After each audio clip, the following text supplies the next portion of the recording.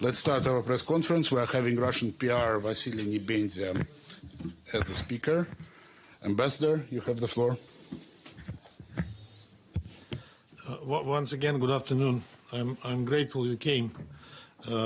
These are unprecedented times, as you know, and also unprecedented was what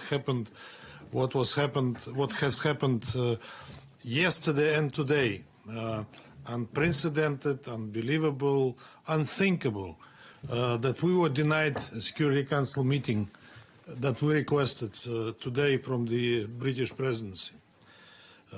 I remember in my times here, I had emergency meetings of the President of the Security Council on many issues, including on weekends, including on holidays here in the United States, and we never objected to it. This thing that happened, that is something that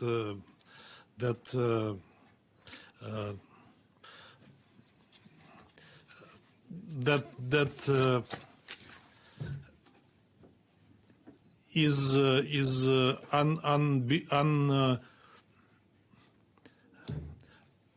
unbelievable and unprecedented in the history of the United Nations. That is the fact. I heard today's press conference by Barbara Woodward, and I heard questions she was asked, and I heard answers that she gave, and I didn't hear some of the answers that she was not able to answer, frankly. So I would like to tell you before we have a meeting tomorrow on a few things which are very important to get through to you, through the press, through the media, about what is happening and what has happened in recent days around Kyiv. On April 4th, the Kyiv regime, with an active support from the Western sponsors, started to promote in Western mass media fake news about alleged atrocities of the Russian military forces in the town of Bucha in Ukraine, which is a suburb of Kyiv. From the very beginning, it has been clear that this is nothing else but yet another staged provocation aimed at discrediting and dehumanizing of the Russian military and leveling political pressure on Russia. And I assure you, I don't know, I'm sure that not many of you know about the Russian military, but Russian military is nothing and has nothing what it is being accused of, in particular in having cruel atrocities against the civil population. It is not the case, it will never be the case, and it was never the case. We have factual evidence that proves this point. We intend to present it to Security Council as soon as possible, so that the international community is not misled by the false narrative promoted by Kyiv and its Western sponsors. To this end, the Russian Federation requests a Security Council meeting to be convened at 3 p.m. New York time on April 5th, today, to discuss this heinous provocation by the Kyiv regime. I would like to emphasize that we did it as early as on 2:51 p.m. on Sunday, full 24 hours before the requested meeting. So the UK claims that we asked for a meeting too late is misinformation. Our efforts have been met with the fierce opposition of the UK presidency, with the support of other Western delegations, namely US, France, Ireland, Norway and Albania. They tried to invent an invalid and lame pretext not to convene this meeting on Monday, insisting that it should be postponed to Tuesday. The UK ambassador keeps claiming, and you could hear it at her press conference earlier today, as I said, that they wanted to have a more informed meeting with this UN Secretariat as a briefer. This is a lie. We have never objected to having a briefer on Monday, and it is the obligation of the presidency to arrange for that. From our side, we didn't request a briefer. During the Russian presidency, we duly arranged for such meetings at the request of the Western delegations, even in the middle of the day or night, regardless of a very complex geopolitical context and constant provocations vis-à-vis our country. I would like to stress the UK presidency openly rejected our request to convene the meeting on April 4th, and they did it twice. Since the situation around Bucha kept evolving overnight, today we requested an urgent meeting of the Council at 3 p.m. However, the presidency took the liberty to qualify that there is no reason to convene an emergency meeting. As they put it, the UK does not believe that the situation in Bucha is calling for immediate attention of the Security Council. This is a unilateral assertion of the UK presidency, not a decision of the Council members. You can see clearly now what a rule-based order promoted by the UK and other Western countries means in real life. It means them imposing comfortable rules with total disregard of international law and established rules of procedure of the UN Security Council. This behavior is very illustrative and reveals true attitude of the West to the Ukrainian people. While blocking the discussion on Bucha, a clear-cut provocation in classic Goebbels-style risking to have serious implications for international peace and security, the Western delegations rushed to convene a Security Council meeting on the education of girls in Afghanistan some time ago. So you can see where the real priorities are. The reason why the Western delegations do this is very simple. It would not benefit Western cause if the Security Council meeting is convened by Russia, since this would shake anti-Russian narrative they are comfortably promoting. The Western delegations prefer to blend in the situation in Bucha with the discussion of the humanitarian situation at the meeting they convene tomorrow, to shift the focus away from the staged provocation by the Kyiv regime. To this end, the UK, by its own discretion, added our agenda item to tomorrow's briefing. We have never approved that. Yet another illustration of their behavior. I would like to recall Rule 2 of the Provisional Rules of Procedure of the Security Council. It is explicit that the Presidency should call for a meeting at the request of any member of the Security Council. What we see now is a shameful and unprecedented abuse by the UK of the President's prerogatives. At the same time, this is a demonstration of weakness, showing that the Western delegations had to resort to this maneuvering to try to shut the Russians' voice. It only proves the point that the Western delegations care neither about the real situation in Bucha nor about the Council authority. Abusive, condescending, colonialistic line of the UK presidency is undermining the very foundation of the UN, and we will yet to assess the implications. The presidency is entrusted by the Charter to lead the Security Council. The UK failed to lead. It is a disgrace for the British diplomacy and an undeniable stain on its reputation. Given negligence of the UK presidency, we decided to convene this press conference to shed light on the Western-backed provocation of the Kyiv regime in Bucha. I would like to present you to the real facts about Bucha.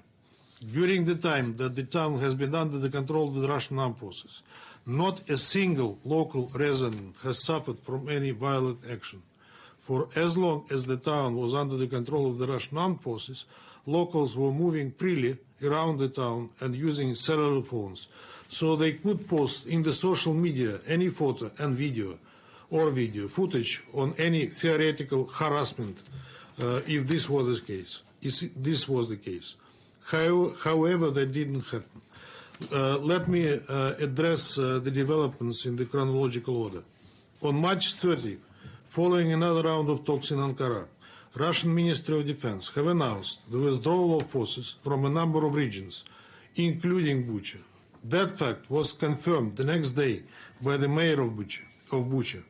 In his video on March 31st, Anatoly Fedoruk presented the withdrawal of Russian forces as a victory of Ukrainian army. Interestingly, he had not mentioned any mass atrocities, dead bodies, killings, graves, or anything like that. It is hard to imagine that a city mayor can forget to address such a devastating scenario. Let me show you the video posted by Mr. Fedoruk. As you will see, he looks happy and smiling. It is hard to imagine that he is acting like this against the backdrop of a massacre in the streets.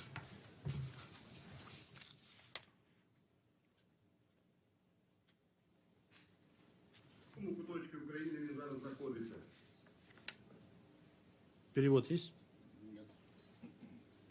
Дорогі друзі, шановна Бучанська громада, 31 березня віде історію нашого населеного пункту всієї територіальної громади як день звільнення від російських орків, від російських окупантів нашими Збройними силами України, наших населених пунктів. Тож сьогодні констатую, що цей день є радісний і велика перемога наших Збройних сил на Київщині. І ми обов'язково...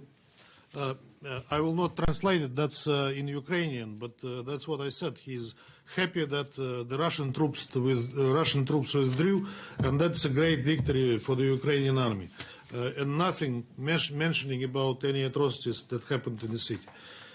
This video was posted on the Ukraine 24 channel on the 1st of April, and I would like to stress nothing about atrocities was revealed on April 1st. Let me show a photo of Jean Belenyuk, a deputy of the Ukrainian parliament who, according to his reports in social media, visited Bucha after regaining control by the Ukrainian government. As you can see, he is also smiling. He is joyful. In his reports, he mentions no dead bodies, not a single reference to atrocities. Давайте, Федь.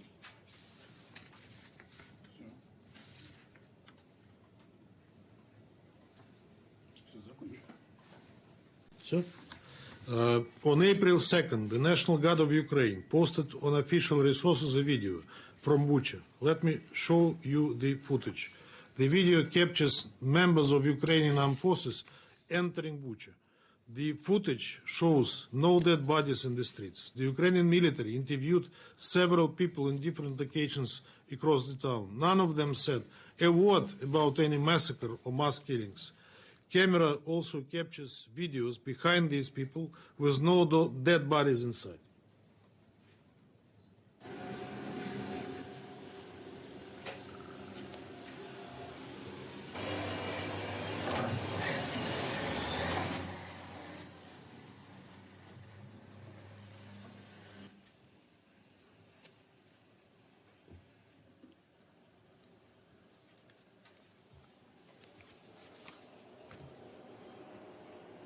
Треба буде якась допомога чи що, скажіть, що ми будемо там і будемо тут для нас, якщо ви щось необхідно допоможе.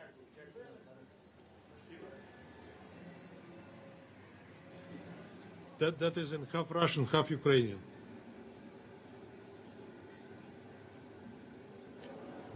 Все надо?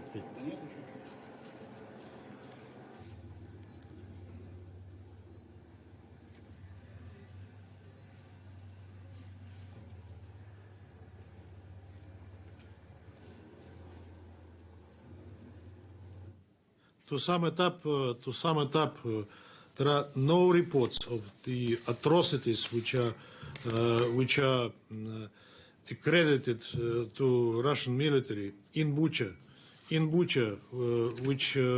which happened before Ukrainian army took the control of the city. 4 days after the Russian military left the city of Bucha, there was not a single sign of atrocities. I repeat, not a single reference to it anywhere. The infamous video depicting bodies on the city roads only appeared on April 3rd. It is full of discrepancies and blatant lies. According to its authors, the bodies were lying on the streets for at least 4 days by the time the video was filmed. However, the bodies are not stiffened. How is that possible? It is against the law of biology. The bodies do not have signs of decomposition known to forensic experts, including cadaver stains. The wounds contain no blood. Another point illustrating that this video is fake. The Ukrainian forces use either blue or yellow armlets or stripes because members of the Ukrainian militia do not always wear military uniforms. Local civilians in Bucha wore white stripes on their support arms, on their upper arms when the Russian forces were stationed in Bucha. That was done to prevent misidentification of civilians from members of the militia. When Ukrainian forces entered the town, they fired at the people with white stripes, killing the civilians. There is a video showing a conversation between members of Ukrainian units. It was published in social media by the so-called Territorial Defense, a radical nationalist fighting group. One of the radicals asks if he can shoot at the people without blue stripes. The other confirms that this is permissible. Russian speakers know that, but let me translate for the rest of you. Question behind the scene. There are folks without blue bands. Can I shoot him? Can I shoot them? Answer, of course. I hope the evidence we demonstrated today leaves you with no illusion that the video circulated by the Kiev regime is a crude forgery. It doesn't stand any scrutiny. However, some Western leaders, for example, German Federal Chancellor Olaf Scholz, French President Emmanuel Macron, and of course British Foreign Minister Liz Truss, have already lined up to promote this false narrative. What happened in Bucha is exactly a false flag attack by the Kiev regime and its Western sponsors. The possible goal of this provocation is horrifying and brings back the nightmares of the Nazi crimes during the Second World War. Vladimir Zelensky, once he arrived in Bucha, hinted that this incident justifies any uncivilized response. By this, basically, he confirmed that the Kiev regime considers genocide as a method of warfare. Now the nationalists have a pretext to commit a real massacre of innocent Ukrainian people, executing them as traitors. We want the world to stay alert, and we call on the Council not to let this horrific cleansing to happen. To conclude, I would like to reiterate that the Russian military forces act in strict compliance with international humanitarian law and do not target civilians and civilian objects. If we were pursuing aggressive goals like those of the US-led coalition in Iraq, the scale of losses and devastation would be worse by digits, like in Raqqa and Mosul, that were bombed by the US to ashes, killing thousands of civilians, including women and children, whose bodies were left unburied for weeks and even months. I think that you will hear from me more tomorrow because more information is coming, and I think that the truth of what happened in Bucha will reveal itself very soon. Let's follow for the question. Thank you, Fedor. Thank you, Ambassador, for this press conference. On behalf of Anka, Valeria Robecco from ANSA News West Service. So my question is, do you think that what happened with the meeting in the Security Council that didn't happen because Great Britain said no and the UK said no, and the fact that the United States' intention to pursue Russia's suspension from the UN Human Rights Council, do you think that these actions can undermine the negotiation effort for a humanitarian ceasefire, and what are the next steps you're planning here at the UN? Of course they do. Of course, Human Rights Council is not our piece of cake, so to say. We are in another format. But I think that that this is again unbelievable what the West and the rest are trying to do with Russia today, trying to exclude it from whatever multilateral forums we are having in the world. I think yes, I'm saying yes to what you're saying. This is again unprecedented, and this will not facilitate or encourage or be helpful to what is happening between Russian and Ukrainian peace talks.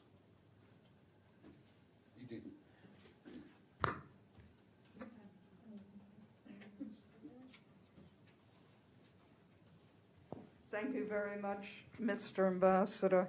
On the other side, the Ukrainians have presented footage of people, Ukrainians, who've said that their loved ones have been killed by Russian troops, civilians not doing anything. And also their footage, the footage that's been shown. We've seen a little bit that you've shown, but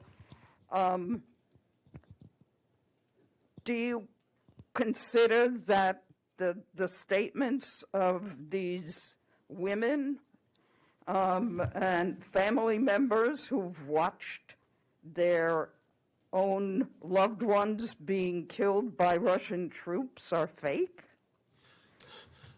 Look, this is a warfare, and in warfare anything happens, and you cannot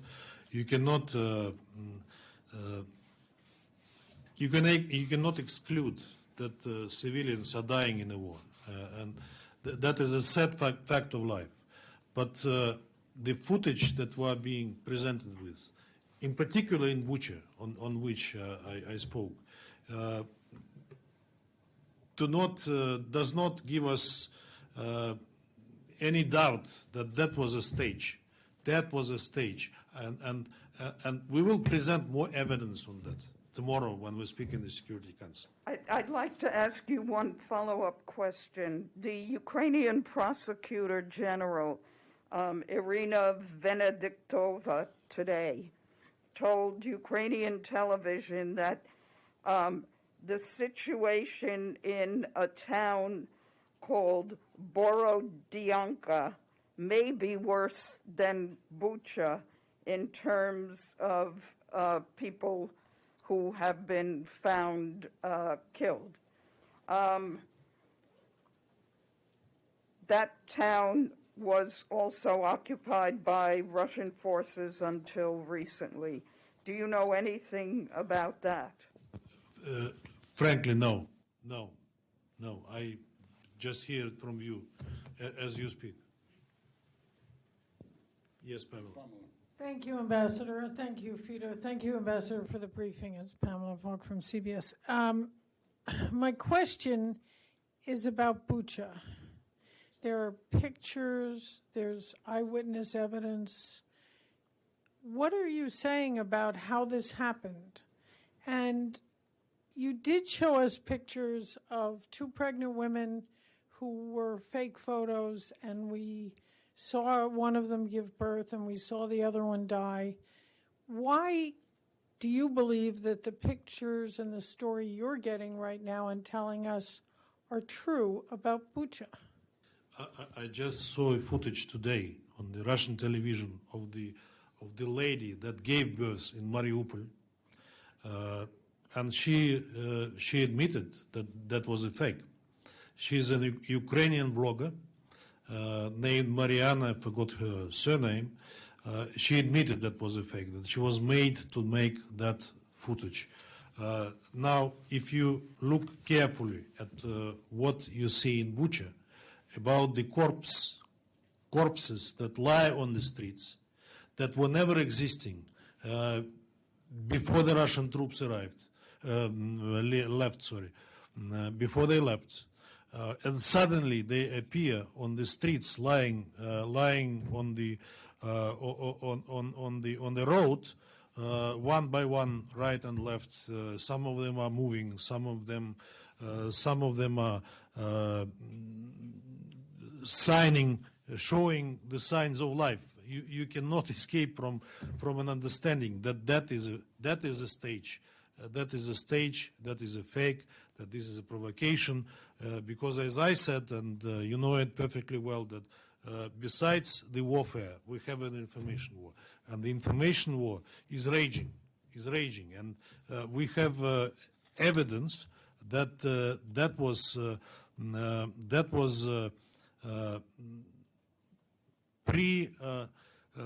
premeditated. That was arranged by the Ukrainian information warfare machine, so to say. And that, therefore, you're blaming the Ukrainians for actually putting these bodies there? One thing you cannot deny is that Ukrainians are using people as a human shield when they hide behind them in buildings, in what do you call it? In residential buildings, which they use to call fire on themselves. The second woman who was pregnant, by the way, did die. What? The second woman in that photo died, and the baby died. So, if that is the case, I'm sorry for her. I really am. You may believe me. But part of the question is then the bigger picture. Martin Griffiths just came from Moscow. Is there no resolution to the? Is there any possibility of a ceasefire? And the question is from which hands she died, by the way, because they claimed that it was the Russian airstrike, while the evidence shows that the building doesn't show the evidence of the airstrike, that was an explosion. But in any case, on Martin Griffiths, on the resolution, we offered a resolution last week, which they rejected. They said no, because Russia as an aggressor cannot offer anything. We are trying to get people out of cities and provide them with free evacuation, which they also deny. They say no, Ukrainians can only leave to the West. They cannot leave to Russia. They have no right to do so, despite the fact that 500,000 Ukrainians are already in Russia. And believe me, there is no xenophobia to Ukrainians in Russia, and it has never been. Despite what is happening with Russians around the world today, perhaps last year, but let's be frank, and I'm grateful to the Americans that they are not up to that. But what is happening in Europe, how they treat Russians only because they have Russian passports, that is incredible. That is unbelievable. I leave aside the issue of sanctions, which are beyond any understanding, but the way they are treating the people in Europe, the Russians, is something that goes beyond any understanding. Well, since you brought it up, why? Shervin, please. Thank you, Ambassador, for doing this. Just two questions. Would Russia, for example, welcome an independent investigation? You talk about the misinformation wars, the fog of war. It's difficult to understand who's giving you facts and who's not, right? So would you agree to an independent mechanism to investigate the atrocities that we both can agree are happening in Ukraine? And then a second part, sir. What is so egregious about the 24-hour delay? To help us understand, this meeting that you requested for today is happening tomorrow. So what is so outrageous about this delay? Look, the question is who is doing the so-called independent investigation. We've seen lots of independent investigations which were not independent at all because they are politically motivated, biased, etc., etc., etc. What about the meeting? That is absolutely clear. What the aim and the idea is about it is not to let us to present our views and to go ahead with their own interpretation of the situation. But I'm afraid for them that by tomorrow many things will come to surface which they wouldn't like to hear. So perhaps they lost time not to having meetings today and postponing it till tomorrow's. Thirdly, I do not recall not just in my memory here, but in the procedure and tradition and rules of the Security Council, that the presidency would deny a country a meeting whenever it wants to, because the council should meet, if that's an emergency meeting, in 3 hours after the announcement. And I've been in these situations myself many times over. I heard your question today that you asked Barbara. I listened to the interview, which she never answered. She never answered. I mean, we've been accused of atrocities. We've been accused. We are being accused of not observing the rules of war, etc. You asked about Raqqa and Mosul. What did she answer? She just evaded. She went sideways. Anyway, let's see what happens tomorrow. Tomorrow you will hear more from us. I promise that I'll be more factual, even more factual than today. Thank you very much.